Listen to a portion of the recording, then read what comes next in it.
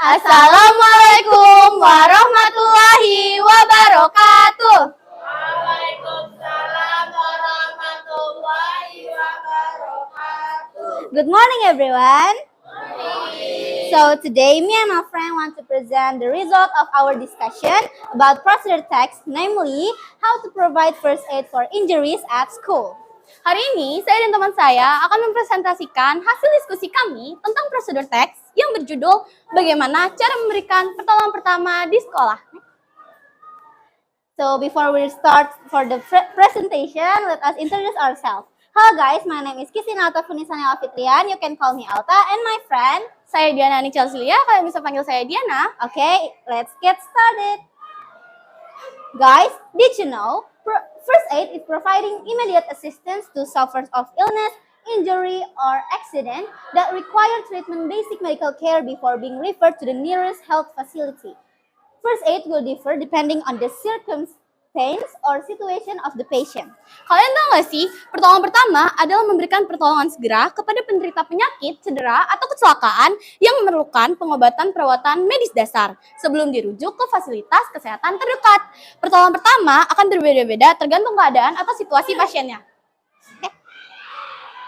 So we choose first aid for wounds because it is a common accident or injury that occurs around us. So what is a wound? Jadi, kami pilih pertolongan pertama pada luka, karena luka ini yang umumnya terjadi di sekitar kita. Okay, so wounds are a type of injury where typically the skin is cut, torn, or punctured. In general, injury is defined as tissue damage or loss of tissue that can damage muscle or even organs. Luka adalah jenis cedera yang biasanya terjadi pada kulit terpotong, robek, atau tertusuk. Secara umum, luka diartikan sebagai kerusakan jaringan atau hilangnya jaringan yang dapat merusak otot bahkan organ. Next. Before we start for the procedure text, here we make a story so you can understand and imagine about the example of accident that require first aid, especially for wounds. Sebelum kita masuk ke teks prosedur, kami punya cerita agar kalian mengerti dan dapat berimajinasi contoh kejadian-kejadian seperti apa yang memerlukan pertolongan pertama, terutama pada luka. So, one day in a busy class, Jamin was playing football in class with Safia. While playing, they were both told to stop, but they continued playing without paying attention. When Jamin wanted to kick the ball, Jamin slipped and fell. When he looked, it turned out that Jamin's knee was injured. Safia, who saw the incident, was worried and confused about how to help the injured Jamin. Draco, who saw the incident and was able to provide first aid, immediately brought a first aid kit to help Jamin. Pada suatu hari, di kelas yang ramai, Jamin sedang bermain bola di kelas bersama Safir. Saat bermain, mereka berdua sudah diberitahu untuk berhenti. Namun, mereka tetap bermain tanpa menghiraukan. Saat Jamin ingin menendang bola, Jamin terpeleset dan terjatuh. Xavier yang melihat kejadian itu khawatir sekaligus bingung bagaimana cara menolong Jamin. Draco yang melihat kejadian tersebut dan bisa melakukan pertolongan pertama, segera membawa kotak P3K untuk membantu Jamin. So now here we have entered to the first structure of procedure text, namely goals.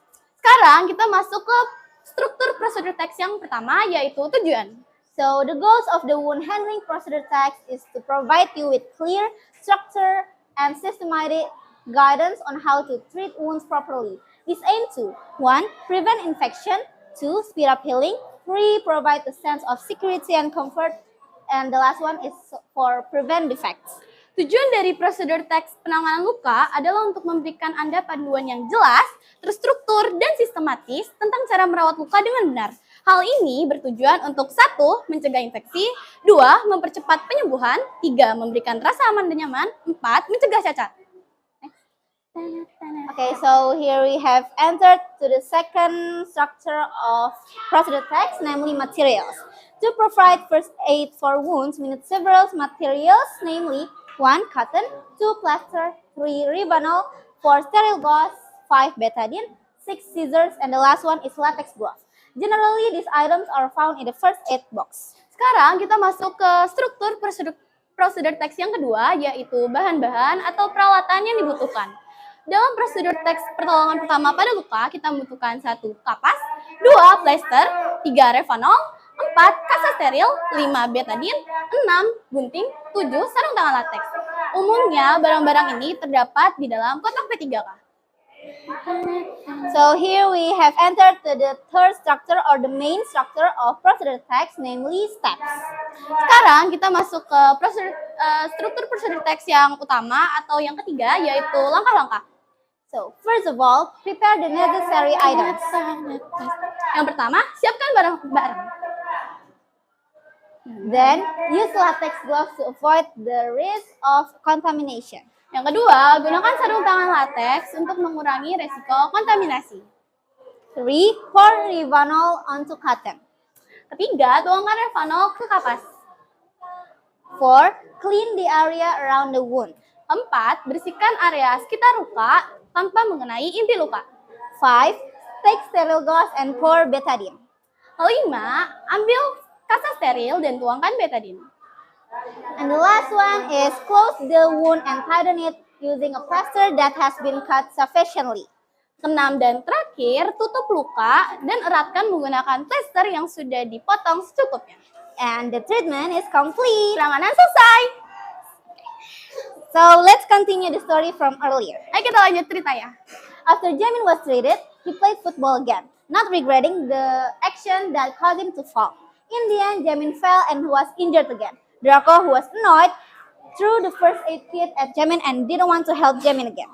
Setelah Jamin dirawat, ia kembali bermain bola tanpa menyesali perbuatannya yang menyebabkan ia terjatuh. Pada akhirnya, Jamin terjatuh dan terluka kembali. Draco yang kesal melemparkan kotak P3K ke arah Jamin dan tidak mau membantu Jamin lagi. The end. Tamat. Okay, next. So the conclusion is, learn first aid for wounds so that if something undesirable happens, you can help the people around you. Prevention is better than cure. If you can prevent, then you have to try to treat it. Kesimpulan dari presentasi kami, belajarlah pertolongan pertama pada luka agar jika terjadi sesuatu yang tidak diinginkan, kalian dapat membantu orang-orang sekitar kalian. Mencegah lebih baik daripada mengobati. Jika tidak bisa mencegah, maka kalian harus bisa mengobati. So that's all from us. Thank you for your attention. Sorry if there are any wrong words, either intentionally or unintentionally. Do you have any question? Itu saja dari kami. Terima kasih atas perhatiannya. Maaf jika ada salah kata, mau disengaja maupun tidak disengaja. Ada pertanyaan? Ada. Nggak ada. Okay. Can I use alcohol for the alternative of Revanol? No. No. Just say no. You can explain the reason why no. Jelaskan pakai bahasa Inggris. Bahasa Indonesia aja. Kita jelasin pakai bahasa Indonesia aja ya. Oke, boleh.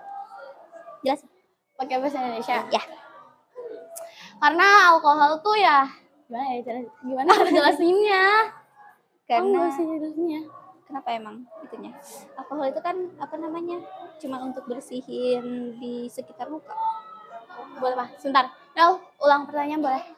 Can I use alcohol? Mm-hmm. About 70% that salt in the aquatic or the alternative of Revanol? Oh, boleh nggak pakai itu sebagai alternatif dari Revanol?